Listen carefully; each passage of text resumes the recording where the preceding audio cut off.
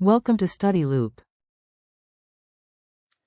So here we have our puck, and let's just say that this puck is moving at some initial velocity v, and then it moves over some distance s, and over that distance s its velocity is becoming 0. So the final velocity v is equal to 0.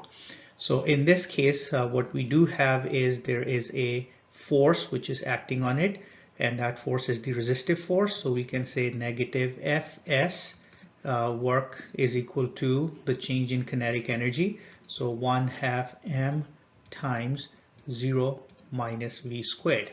Or in other words, negative Fs is equal to 1/2 mv squared.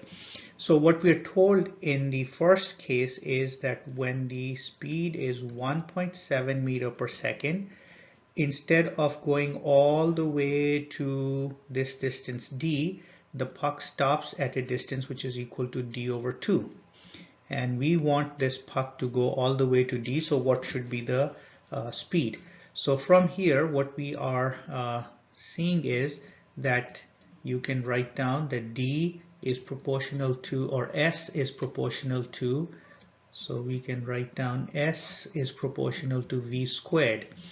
So if we want to double s, so when we can write here that when we have d over 2, then it corresponds to 1.7 meter per second, but we really want the distance to be d, so we are looking for this v squared value. And when it's a proportionality, then we can solve this for v, and v comes out to be equal to 6.8 meter per second.